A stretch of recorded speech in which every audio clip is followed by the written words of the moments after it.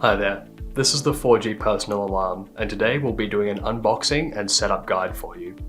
To get started, let's get right into the package. So we'll open it up from the top, see what's inside. There's a whole ton of stuff in here. So on the very top, you've got your unit. This is what you can wear as a pendant using the loop, or you can wear it in the watch, which is included in the contents. So we'll just lift up the box here and you get the durable strap that can be wrist mounted.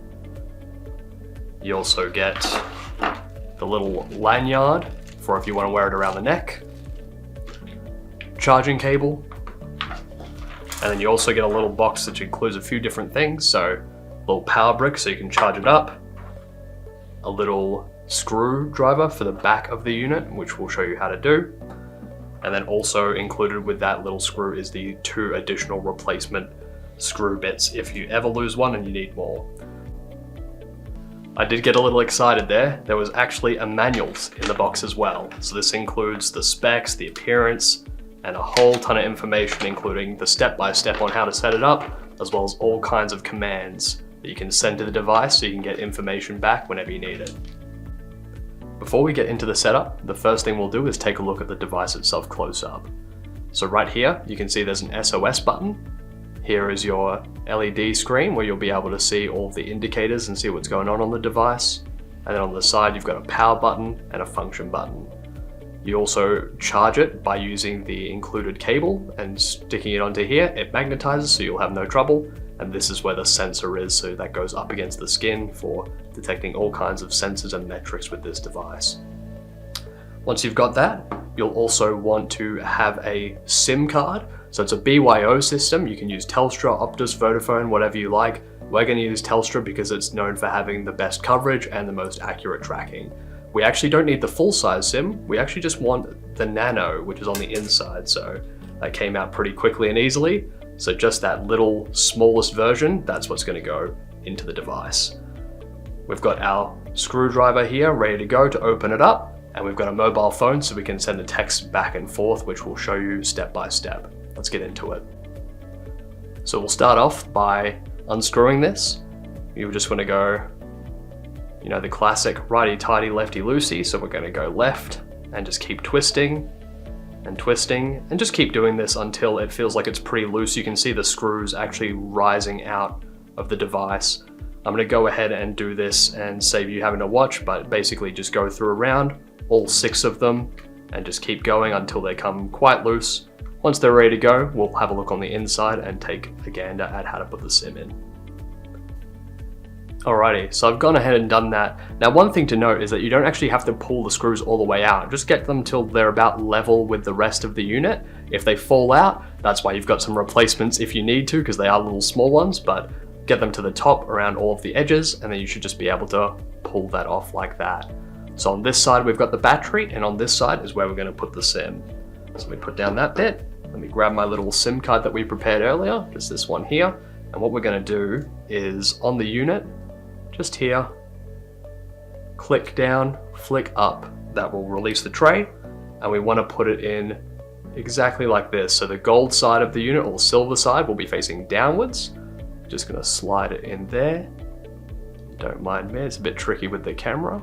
Let me just get that wiggled in. There we go. And then I'm going to slide the tray on and click it up. So you'll hear that click and it will lock into place. That way you know the SIM is in there, good to go. Now all we have to do is put this one back on, screw it up, and we'll go on to the next step. Now if you haven't already, once you've inserted the SIM, what you'll want to do is get your charging cable that's included and attach it to the device. There's also the included cable that you can plug into a wall. Make sure this is fully charged up before you get started. Now if you need to see what the charge indicator is, press and hold the power button on the right hand side. For 3 seconds, it will vibrate, beep, and turn on after initializing. You'll notice if I bring it real nice and close, top left corner up here is where you can see the battery indicator. So charge it till it's at 100% and good to go. And important to note that you never want to charge this one long term overnight, because that will deteriorate the battery quality. It only takes a few hours to get to full charge and will last for consecutive days, depending on how long you've got it pinging for when you're looking at the GPS tracking, which we'll talk about in a moment. Alright, now we've got everything set up that we need to get started with sending the SMSs and getting this device working and ready to go. So, you've got your unit here, which has your nano SIM inside it. Make sure that one is set up as a mobile phone plan, so it's capable of doing SMS and data. SMS so you can communicate and set up the device, and data so you can track it or find out where someone is whenever they press the SOS button or you send the command to track and make sure that they're okay. So the first command we'll want to send is 123.456 A1, comma. Now A1 means mobile number 1. You can go up to A8 and you can have up to 8 SOS contacts that this device will, if it fails the first person, will then call the second person, then the third person, etc. So I'm going to put my mobile number in here, so 0424, and I'm going to send that as a command.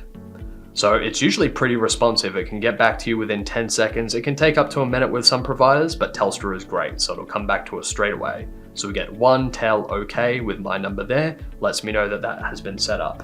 The second most important command is 123.456 KL060. So this command will, if you check the manual, there is a variation of 45 to 60 for the sensitivity of fall detection. We're going to set it to max, which is 060. So I'm going to send that command there. Boom. Set low G threshold OK. That means basically the fall detection is ready to go. If someone wants to wear this around their neck or on their wrist, if they fall down, it will immediately do a few beeps and then go send a location signal to the first contact and call them straight away. You can also just press and hold the SOS button for 3 seconds to trigger the same effect. So that's number 2. Number 3 that we're going to do is setting up the APN. So this is determinant on which carrier you're going for. We're going to do Telstra as an example, and we'll put up on the screen exactly for the main 3 providers what your APNs are. So we're going to go 123.456, and we're going to go APN. So we do C and then APN. So mine is Telstra.internet. Internet, there we go. And then comma. And then we're going to put in the IP. So the IP for this one is 112.124.14.58. And then the port for this APN is 9289. And that IP will be the same for all the providers across the board. So you do 123.456 C, your APN, comma, this IP number. So I'm going to send this one now as a command.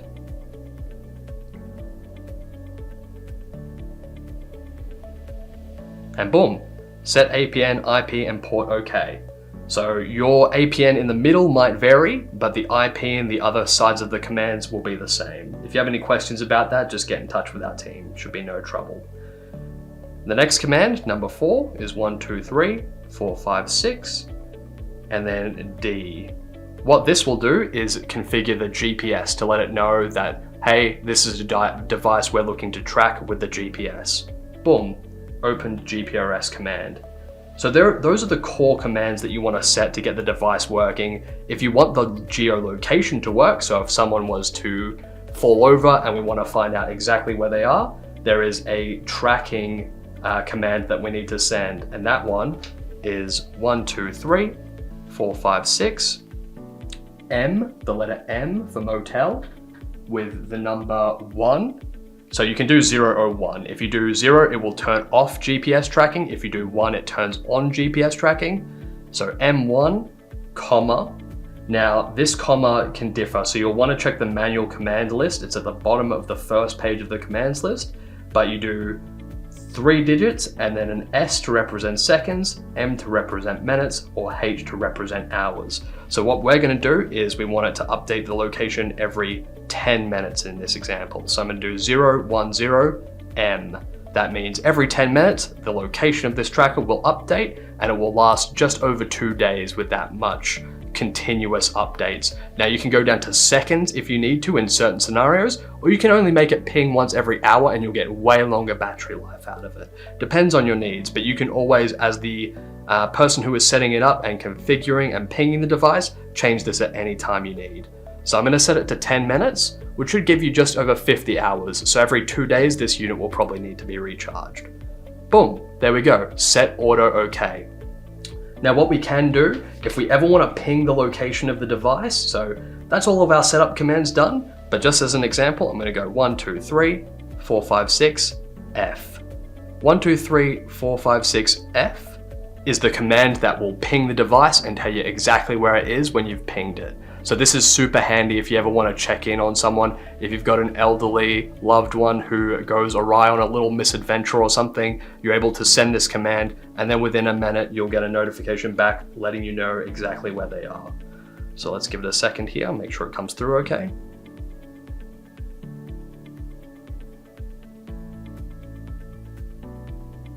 Boom, there we go. So the GPS is okay, and you get a Google map there that will link you to exactly to where you need to go.